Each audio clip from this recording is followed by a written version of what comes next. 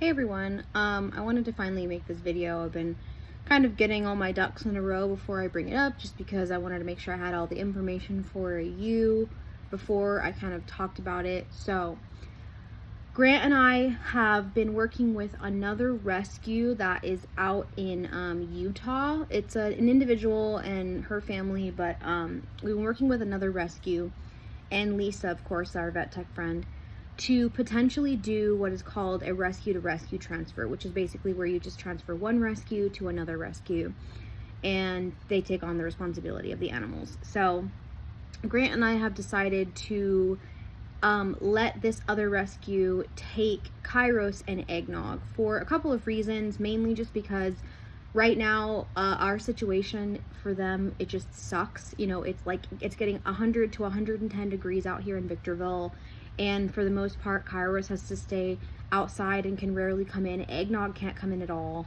and they're all really miserable out in the heat, and it's just, there's a lot. You know, you already had known, we were saying that it was difficult to take care of Eru and teach him and help work with him because he's a 6-month-old puppy, 6.5-month-old puppy.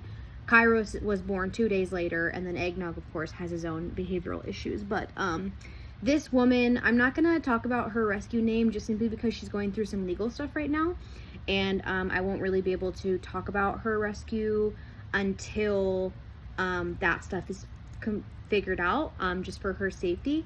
But Eggnog is going to most likely go to live with her on an animal sanctuary. Now, since Eggnog has a bite history, there is a chance, and it's happened before, she said she's seen it many times before, where they'll take on a dog that has a bite history thinking that they can deal with it. The dog bites someone, they get upset, and they put the dog down, and they legally have every right to just have the dog euthanized, and we don't want that to happen. Eggnog has even had bite incidences with our friends. Like, he bit our friend at Grant's birthday party on the arm. He almost bit my friend who comes over with her boyfriend for our podcast. It's just a situation where he still needs a lot of work and time, and he may never be perfect. So what she's going to do is she is going to work with him directly, try to see if there is a really mild, maybe older dog that she can pair with him to help him get a friend that he can live out his days with, and not have the pressure of needing to constantly be socializing with dogs that make him uncomfortable. And this is totally optional, and it's something that she asked if we could do, but it's not like, you know, she doesn't need us to. And that was just to fund a 5x10 what's it called, dog run. It's like a kennel to set up for him for his space, and then an additional 2 panels for it, which makes it kind of a 10x10. And that's going to be, I think it's at Tractor Supply. I can put a link in the pinned comment so you can see exactly what it is. It's a 5x10, I forget the brand, but it's about $450, and then I think the additional 2 panels are like another $100 or $150.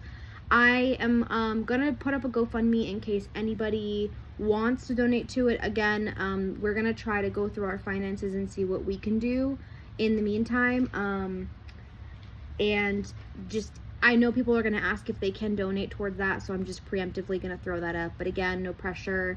There's never any pressure, and that's just gonna assist her rescue and her efforts to be able to take this dog that really needs a lot of extra work. And she's also worked with pit bulls, and she's worked with pit bulls that have a fighting history. So he's going to be able to go into a place where he's more comfortable. It's not as hot. He has nice, cool, breezy winters and stuff. It's just going to be a better weather situation for him where he'll be more comfortable. And then Kyros is going to be really easily adoptable. And what she's going to do is she is actually going to take Kyros and put her into a program where they test to see if they would be good as search and rescue dogs, which is super exciting. It's going to mitigate a lot of that fear that we have about someone taking her locally, since the breeding situation is so bad down here, the backyard breeding. I don't want to adopt her out locally because I'm afraid someone's going to breed her out in this heat until she dies. So she's going to get taken and put into a search and rescue program where they're going to see if she'll be doing good in that. And if she doesn't do well and doesn't pass the program, she'll be super easy to adopt out. And the great news is that out there where she lives in Utah, Pit bulls are actually really, really sought after, especially pit bulls that have a good drive like him, but are very food motivated and just like, they're very good to work with, because people have really big patches of land out there with acres and acres of land.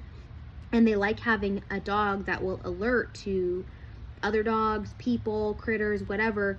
But they're usually pit bulls like to stay real close to their owner, so they won't really wander off, but they will let them know if there's an intruder.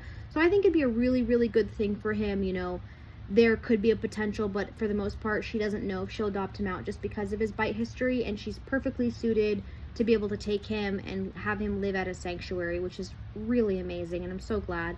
I just feel so bad because, last week it got up to 110, 114 degrees. It's not fair to them that they're just sitting out here in this heat. So this is really what's best for us, what's best for them.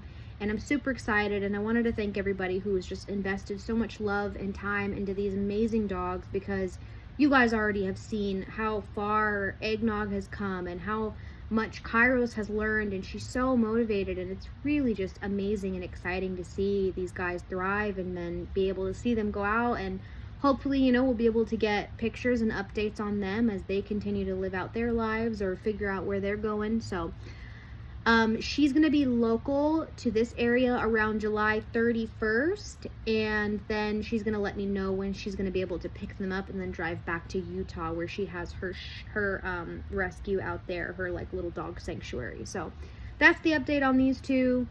Everybody's doing real good, and yeah, we're just trying to beat the heat, and it is definitely very hot. But thank you guys, and I'll put all that information for you guys and a snippet about this situation in the pinned comment and, the description or whatever. You guys can take a look. And if you'd like to donate towards a new kennel where Eggnog can live on her sanctuary with her other pups and be real safe and have his own little space, then you can do that by checking out the GoFundMe that I'm going to put in the pinned comment. So thank you, everyone. I hope you are doing well, and I will see you in the next video. Bye.